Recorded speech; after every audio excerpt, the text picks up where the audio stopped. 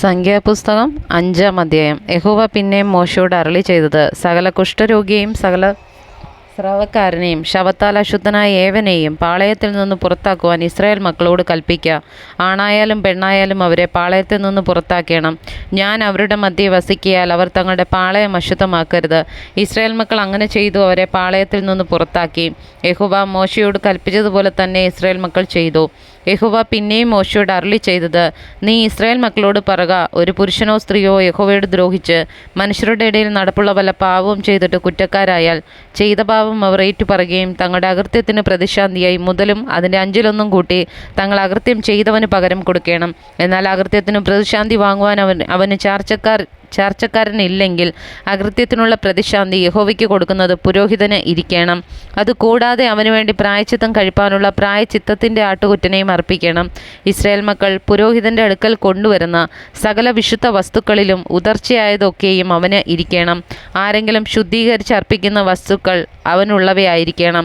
ആരെങ്കിലും പുരോഹിതന് കൊടുക്കുന്നതെല്ലാം അവനുള്ളതായിരിക്കണം.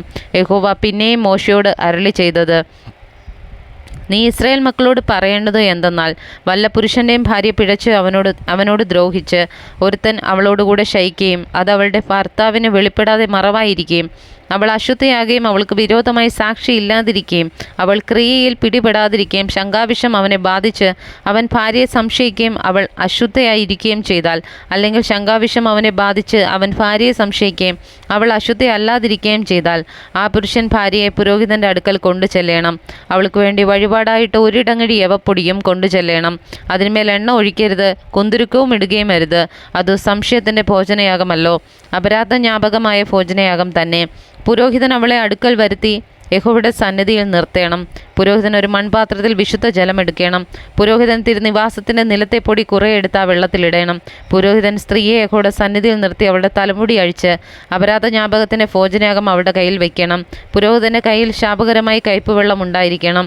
പുരോഹിതൻ അവളെ കൊണ്ട് സത്യം ചെയ്യിച്ച് അവളോട് പറയേണ്ടത്, ആരും നിന്നോടുകൂടെ ശയിക്കുകയും നിനക്ക് ഭർത്താവ് ഉണ്ടായിരിക്കുകയും നീ അശുദ്ധിയിലേക്ക് തിരികെയും ചെയ്തിട്ടില്ല എങ്കിൽ ശാപകരമായി ഈ കൈപ്പൊള്ളത്തിൻ്റെ ദോഷം നിനക്ക് വരാതിരിക്കട്ടെ.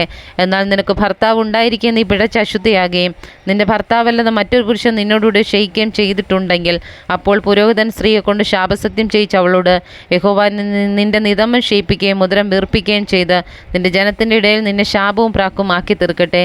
ശാപകരമായി ഈ വെള്ളം നിന്റെ കുടലിൽ ചെന്ന് നിന്റെ ഉദരം വീർപ്പിക്കുകയും നിന്റെ നിതംബം ക്ഷയിപ്പിക്കുകയും ചെയ്യുമെന്ന് പറയണം. അതിന് സ്ത്രീ ആമേൻ ആമേൻ എന്ന് പറയണം. പുരോഹിതൻ ഈ ശാപങ്ങൾ ഒരു പുസ്തകത്തിൽ എഴുതി കൈപ്പോളത്തിൽ കഴുകി കലക്കണം. അവൻ ശാപകരമായി കൈപ്പോളം സ്ത്രീയെ കുടിപ്പിക്കണം. ശാപകരമായ വെള്ളം അവളുടെ ഉള്ളിൽ ചെന്ന് കയ്പായി തീരും. പുരോഹിതൻ സ്ത്രീയുടെ കയ്യിൽ നിന്ന് സംശയത്തിന് ഭോജനയാഗം വാങ്ങി യഹോവയുടെ സന്നിധിയിൽ നീരാജനം ചെയ്ത് യാഗപീഠത്തിന്മേൽ അർപ്പിക്കണം. പിന്നെ പുരോഹിതൻ ഭോജനയാഗത്തിൽ ഒരു പിടി എടുത്ത് യാഗപീഠത്തിന്മേൽ നിവേദ്യമായി ദഹിപ്പിക്കണം. അതിൻ്റെ ശേഷം സ്ത്രീയെ ആ വെള്ളം കുടിപ്പിക്കണം. അവൾ അശുദ്ധിയായി തൻ്റെ ഭർത്താവോട് ദ്രോഹം ചെയ്തിട്ടുണ്ടെങ്കിൽ അവളെ വെള്ളം കുടിപ്പിച്ച ശേഷം ശാപകരമായ വെള്ളം അവളുടെ ഉള്ളിൽ ചെന്ന് കയ്പാത്തീരും. അവളുടെ ഉദരം വീർക്കുകയും നിതംബം ക്ഷയിക്കുകയും സ്ത്രീ തൻ്റെ ജനത്തിൻ്റെ ഇടയിൽ ശാപഗ്രസ്തയായിരിക്കുകയും ചെയ്യും. എന്നാൽ സ്ത്രീ അശുദ്ധിയാകാതെ നിർമ്മലയാകുന്നുവെങ്കിൽ അവൾക്ക് ദോഷം വരികയില്ല, അവൾ ഗർഭം ധരിക്കും. ഇതാകുന്നു പാതിവൃത്യ സംശയം സംബന്ധിച്ചുള്ള പ്രമാണം.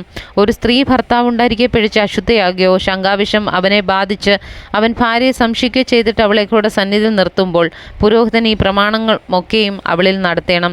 എന്നാൽ പുരുഷൻ അകൃത്യത്തിൽ ഓഹരിക്കാരനാകുകയില്ല, സ്ത്രീയോ തൻ്റെ അകൃത്യം വഹിക്കണം.